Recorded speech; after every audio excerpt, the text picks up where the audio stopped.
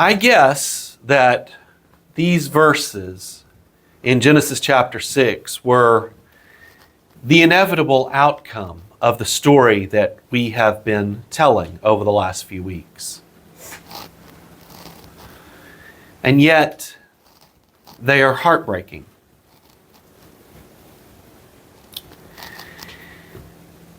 They are, in fact, bewildering. And I think it is that amazement, that astonishment, that should at least motivate us to sort of take the narrative data that we have laid out before us over these few weeks that we've been tracing the story of sin and put it into a more logical accounting of sin. So that's what we're going to try to do over the next couple of weeks. We're going to trace the outlines of 4 questions related to sin. We're going to do 2 this week and 2 next week. Because as you will see, there's lots of material to cover here.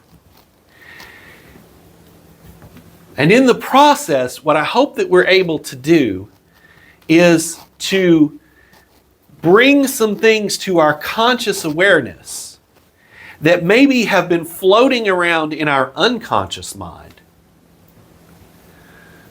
that maybe have been stirring within our heart, but that are hard to do anything with until we really see them in all their fullness. So the first question that we want to entertain this morning is a question we actually haven't talked about yet. What is sin? How should we define this little, what in English is 3-letter word? What does it mean? What are we talking about? And that's actually not an easy thing to tease out. Sin had a long history within the ancient Near Eastern world. But the way the term was used in the ancient Near East is going to seem kind of foreign to us. In ancient Near Eastern religions, sin, or the concept of sin, was used to really talk about religious impurity, or what I've called ritual error. Religious impurity or ritual error. Notice there's no moral category there. Now, why is that important for us to know? Well, for one thing, it throws the rest of Scripture into rather sharp relief. It's a big contrast with how most of the Bible talks about sin. But the other reason that we need to kind of have this background in mind, or another reason, is because we see usages of this sort in particularly Leviticus and Numbers. Now, those are not most people's favorite Bible books to read. In fact, a lot of people get about a third of the way into Leviticus and just go, I'm not doing this anymore. This is too strange. This is too hard for me to understand. I just don't share enough of the values of this world to really understand why this is all so important. But if you do read through Leviticus and Numbers, what you're going to see is a conception of sin that is alien to us. It talks a lot about purity and impurity. And you probably know that the way that you deal with sin, for example, is through atonement. But then you see all these atonement rituals, and they're atoning for the altar. They're atoning for the tabernacle. They're atoning for this and that. And you're like, what'd the altar ever do? Yeah. You know? Well, what it's doing is it's setting the altar apart as religiously pure. Okay? Again, this is not a concept that we think about very often in our world, and when we do, we kind of rebel against it because it feels false and alien to us. Or let me give you another example, and I've actually cited it on the screen here. Numbers 6, 1 through 21, gives this ritual that they call the Nazirite vow. Now, if you don't know what a Nazirite vow is, don't worry about it. That's it's one of those strange Old Testament things that we sometimes look at and go, I don't get this. But being a Nazirite, it was usually a temporary vow that meant you were specially dedicated to God. Now, what that also meant was that you were supposed to be a vessel of divine holiness. A vessel, the word we would use is sacredness or purity. And that had some implications, some kind of practical implications that seem sort of uncompassionate to us. Like you could not be in the presence of a dead body at all. Okay? So then what happens if, I go over to Roy's house and I've taken a Nazirite vow and Roy and I are having lunch together and all of a sudden Roy keels over dead. Okay? Well, it's not my fault that Roy died. But guess what? I have to start the ritual, the Nazirite vow, all over again. Let's say I said, Lord, I'm going to be a Nazirite for 180 days. And I'm on day 63 when I'm having lunch with Roy and he keels over dead. I got to go all the way back to day 1, and I have to offer a sin offering. Well, what did I do wrong? I wasn't the one who died. But there's an error in how the ritual was performed, and that's how that language of sin is used. Now, all of that is going to feel somewhat alien to you. It's all going to feel kind of, well, this is all, I don't really get all of this. That's okay. But I want you to keep it in the back of your mind for a comparison contrast with what we read in the rest of Scripture. But I also want you to keep it in the back of your mind because remember what we have said about sin. It's this reality that permeates our world in ways that maybe we don't always understand. And so what God is doing is He's using these ritual purity rules to teach us things about this deeper and wider reality of sin. Paul tells us exactly that in Galatians chapter 3, verses 22 through 25. He describes the law as our pedagogue, we don't have a good word for that in English. It's our instructor, our lecturer, our tutor, the closest actual English word is governess. But in the United States, we don't have governesses, especially anymore. So it's this, the law teaches us what is really coming in Christ. Okay? Well, this is one of the ways that it does that. So that's kind of the background of sin. Now, the language that is associated with sin in the Old Testament is varied. There are at least 10 words, 10 specific Hebrew words associated with sin in the Old Testament. One of them is used in our text this morning. The word the NIV translated wickedness. And actually that's how most English translations take it. That's how they render it. But there are 10 words in the Hebrew language that are specifically associated with the reality of sin. And if you add phrases to that, it expands to like 50 or more. So we shouldn't be surprised that there are different ways of understanding what it means to sin. What is a sin? Okay? And I just want to kind of summarize those different ways of understanding it into 3 so that we can kind of get our heads around what's going on here. All right? One way to think about sin is to think about it as an instance where we do not live up to a divine standard. Now, you may have heard preachers talk about before how the specific word that's translated sin, not the one that's translated iniquity or wickedness or whatever, but the word that we typically render in Hebrew as sin, has the image in its background of shooting a bow and arrow at a target and missing the target. Okay? That is sort of the background. But really the way that the word is used is it's more this not living up to a divine standard. Okay? Another way to think about sin is to think about sin in terms of breaking a divine law. Okay? That seems to be one of the ideas behind that word we render wickedness. Okay?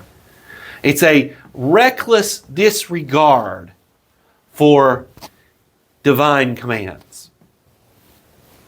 But a third way that we think about sin is a specific act of disobedience. And this is not so much sort of a legal mentality. This is more of a relational mentality. So it's sort of like if God says, Wade, I want you to go preach on a street corner in Abilene. And here's the street corner I want you to go to. And if I do anything other than that, then I have sinned, right? Even though I haven't broken a divine law, I've still sinned. Even though I haven't, it's not so much that I didn't live up to this objective moral standard that comes from God Himself. I still have sinned, even though the thing that I did, instead of going and preaching on this street corner in Abilene, is not necessarily what we would call immoral. It is still sin because it was disobedient. Okay? Now, each of these conceptions of sin has its strengths, but it also has its limitations, right? So think about the whole notion of living up to a divine standard. I think that has real currency. It really helps us to think through things because sometimes you just know, whether you have a command or not, whether you have a law or not, you just know something's wrong. And you just know, man, I shouldn't have done that. And yet, at the same time, think about the structure of Romans 3:23. All have sinned and fall short of the glory of God. Now, Paul seems to suggest there that not every instance of falling short of some divine standard constitutes sin. Okay? That may not be exactly what Paul's trying to say, but it feels like he's nudging us in that direction. Then what about the breaking of a law? Okay, I think it's James that says all sin is lawlessness, right? Okay, and yet at the same time, Jesus points to a very specific example where the law was broken and yet the priests were held guiltless. Do you remember this story? David is running from Saul, and he and his men are hungry. And they show up at this priestly town. I think it was called Nob. And he asks one of the priests, hey, have you got any food? And the priest says, well, the only food we have is the consecrated bread, the bread of the presence. And as Jesus himself points out, it is only lawful for the priests to eat that bread. David's not supposed to eat it. His men are certainly not supposed to eat it. But the priest allows it. The only thing the priest asks is, are your men consecrated? In other words, have they been celibate for a few days? And David says yes. So just because a law is not adhered to in a very specific situation doesn't always mean that it is sin. For my money, I think the best definition is this notion of sin as disobedience. That's the one that fits the biblical story the best. But at the same time, God shouldn't have to tell you specifically, do not commit adultery. He carved it into stone 3,000 or 3,500 years ago. That one hasn't changed. So you can't sort of say, well, God, you didn't tell me. So you see, we need all of these definitions to work together to help us define what is a sin, what is not a sin. That's a whole lot of brain work, isn't it? That's a whole lot of searching our own hearts and searching the scriptures and yes, relating to our God in prayer, in fasting, in solitude, in silence, in worship, through art and poetry, and all of these different things that we do to open ourselves up to the Spirit's work in our lives. Okay? But there's another fly in the ointment. So far what we've been talking about is, whether we knew it or not, what we were talking about is, what is a sin? Or to put it another way, we've been talking about sins, plural, lowercase. But we also have to talk about what is sin, capital S, singular. Because the Bible talks about sin as this personalized reality. We see it first in Genesis 4:7. And yes, the usage there is metaphorical. The writer of Genesis is not proposing that there's some kind of sin demon hanging around waiting to jump on Cain and devour him like a zombie or something. But the metaphor points to something. It points to something that is very, very real. And in fact, it is so real that Paul, in Romans, from the first half of chapter 6 all the way through the first half of chapter 8, talks about sin as this reality, as this personified reality that is opposed to the goodness of God, that is opposed to the will of God. And this is not the only place that he talks about it. Now, sometimes, instead of talking about that reality using the word sin, he talks about it using the word flesh. That's what Paul does in Galatians. But he's really doing the same thing. There is this personified reality that, as Galatians puts it, is at war with God's Spirit, is at war with the things that God is trying to do in our lives. It's almost as if this reality of sin is an alternative kingdom, an alternative realm. That is the image that's presented in Philippians, actually. And it is the image that underlies the logic of Galatians. You can belong to one of two realms. You can belong to the realm of the flesh, dominated as it is by sin, but the ultimate end is death. Or you can belong to the realm that is dominated by the Spirit, and its end is life. Think about Romans 8:1 and 2.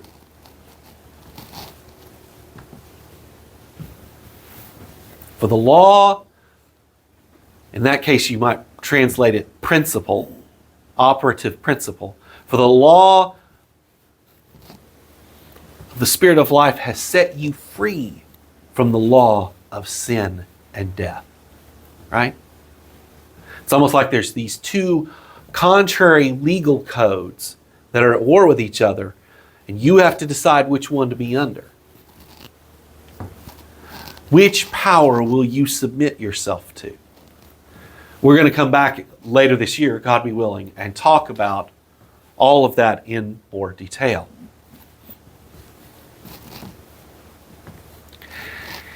Now, what this does, along with all that sin background stuff we talked about a while ago, is it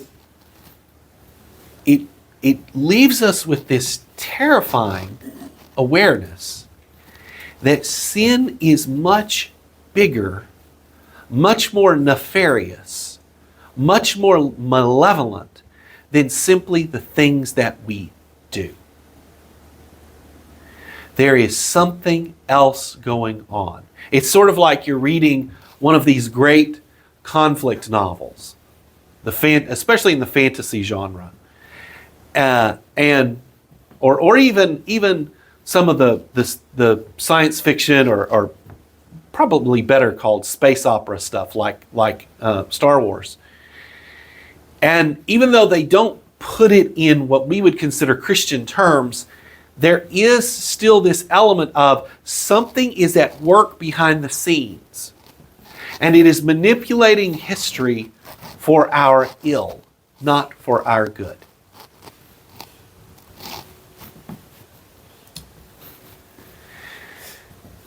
Now, what that does is it causes us, or at least it should cause us, especially as we're thinking about what we've been reading the last few weeks, it causes us to ask a second question.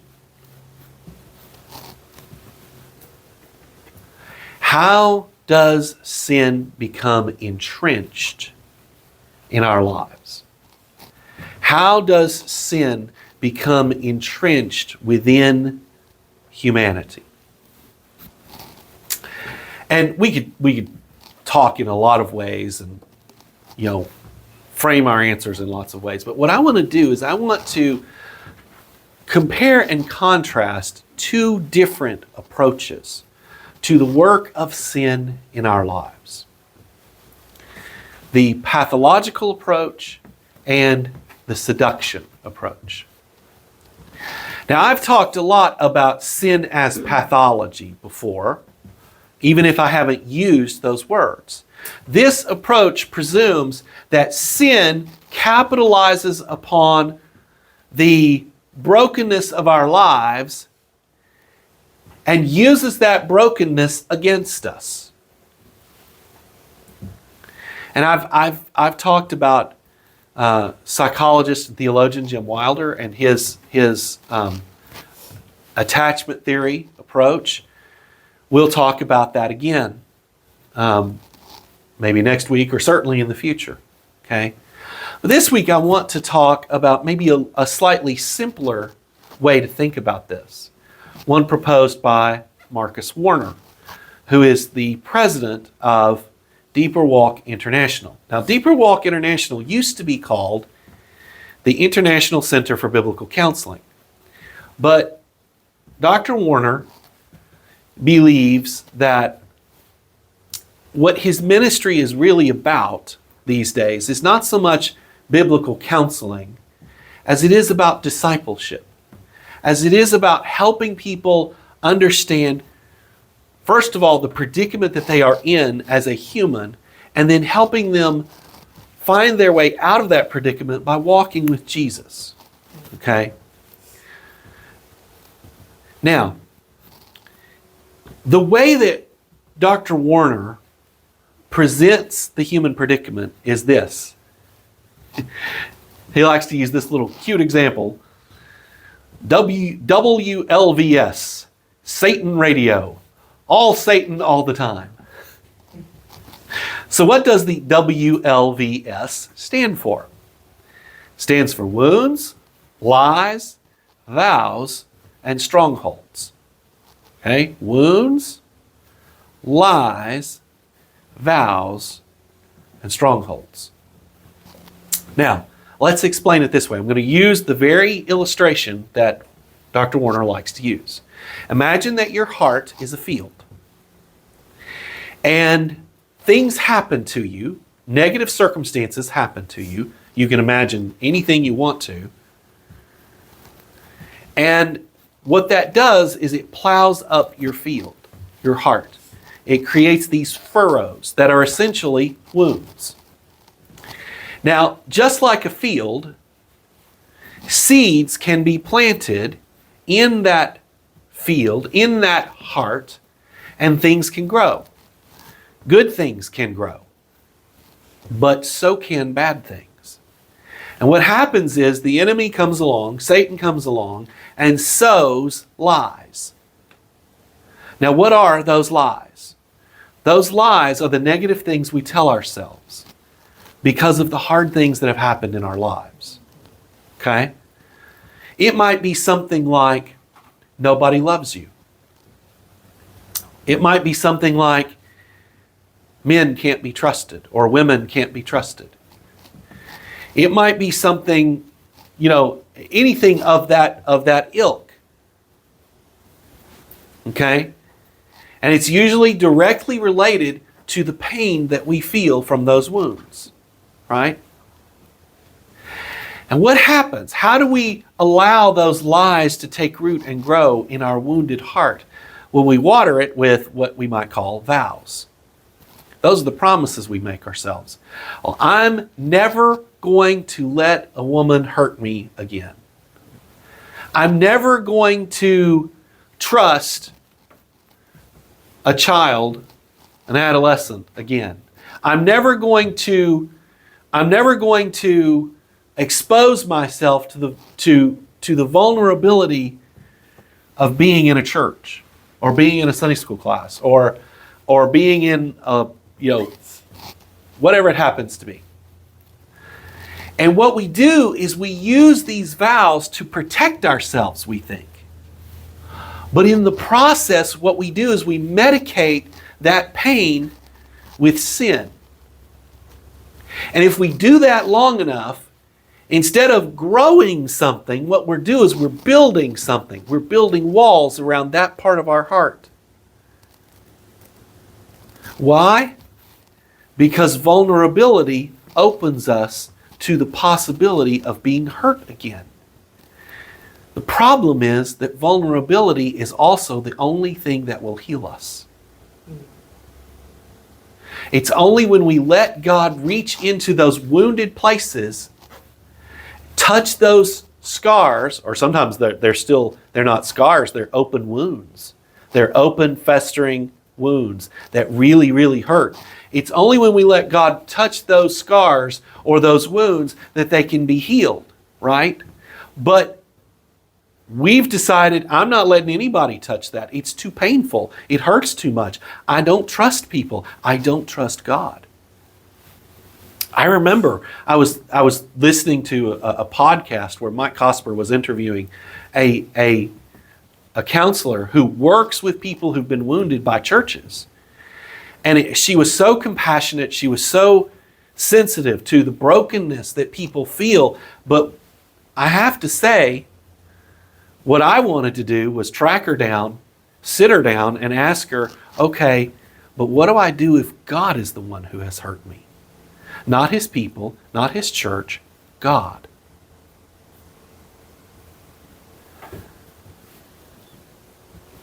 There's a lot of people who find themselves in that kind of place. This is the way to sin that Dr. Warner talks us through. And it's just one construct that people have proposed for how sin works like a pathology in our lives.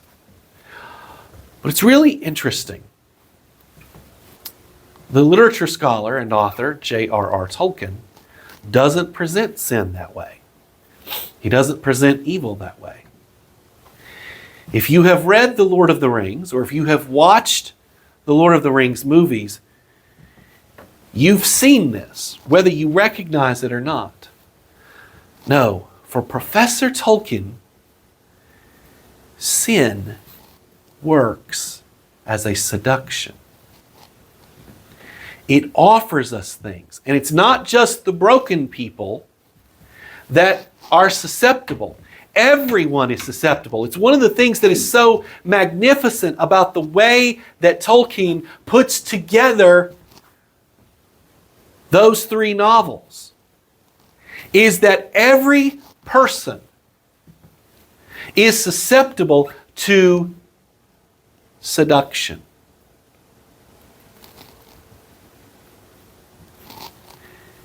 Gandalf will not even touch the ring. Because, as he says,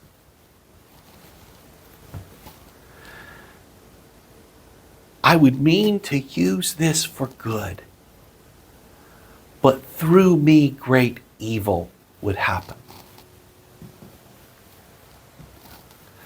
Perhaps even more illustrative is the elvish queen Galadriel,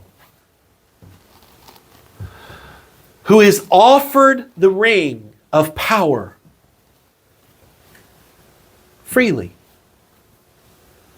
And yet, to her, it is the greatest of all temptations.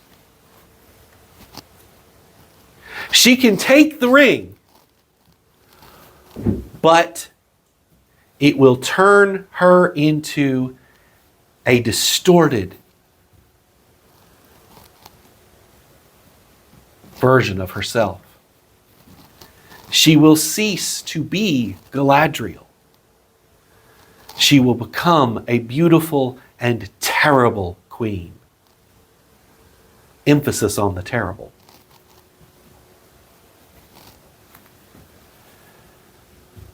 She resists the temptation. And she says, I will remain Galadriel and go into the west. What is she saying? She is saying, I will remain who I am, limited though I am. And because of that, she has found the path to her own salvation.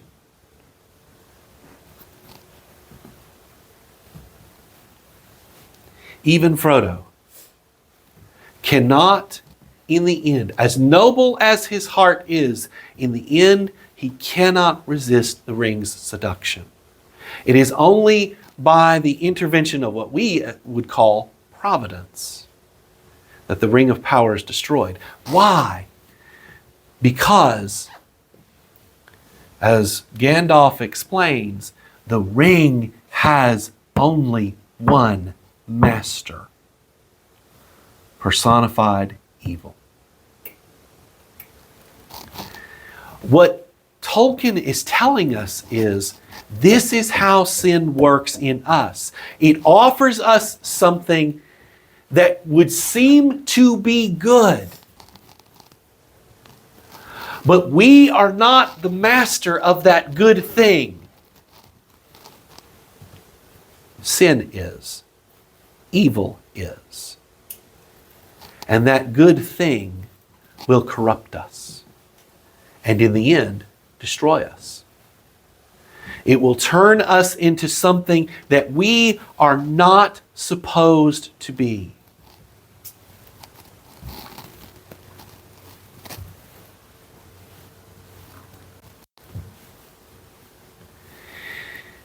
Now, which of these visions of sin's activity is correct? Which one is biblical? I would submit to you they both are. We don't have time to go through all the biblical data, but if you read the stories of the Bible, you see both of these elements at work.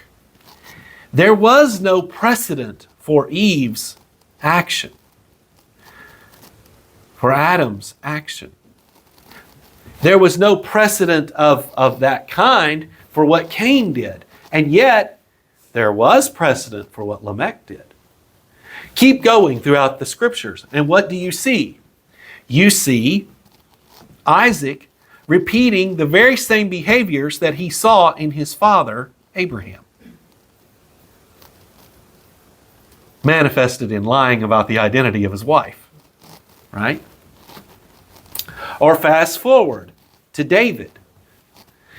There's no immediate precedent for David stealing Bathsheba out of Uriah's bed.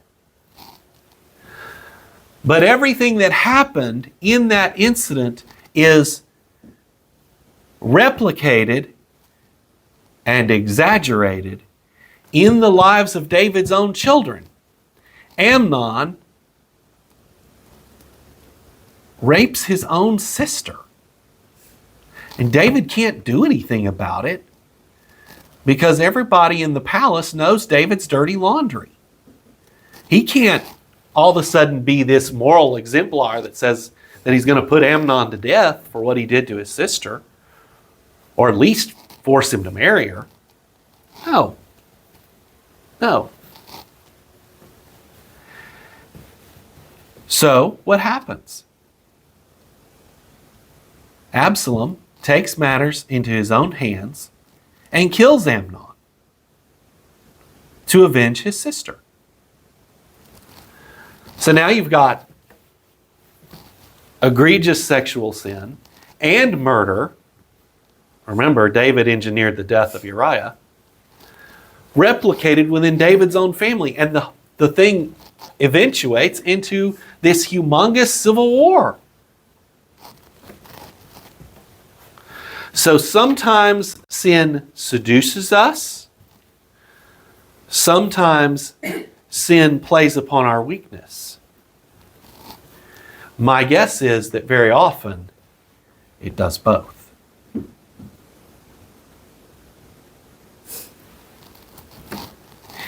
You see how we are really leaning into that definition of sin as a personified reality, as this reality that permeates our existence and does things to us that really kind of go far beyond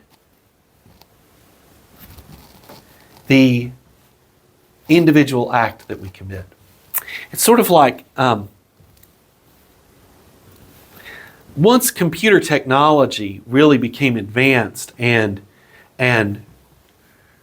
criminologists and law enforcement experts were able to kind of plot crimes on a map, see kind of how they clustered around each other, see how crime evolved. One of the things that they realized was, wait a minute,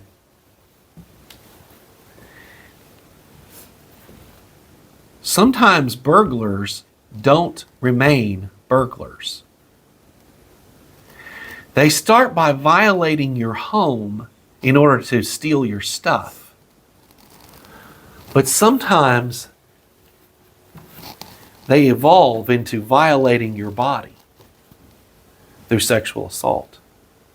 Not because they actually started out as that kind of criminal, but because one vice leads to another. It is a downward spiral. And they become it's not even fair to say a caricature of themselves. They become this distorted, monstrous, degraded version of themselves.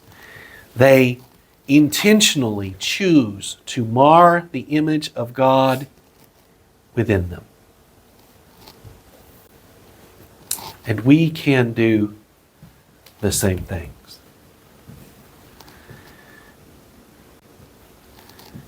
We might not be out knocking up liquor stores or breaking into people's houses, but we can allow our narcissism, our selfishness, our neediness to run so rampant in us that it changes us.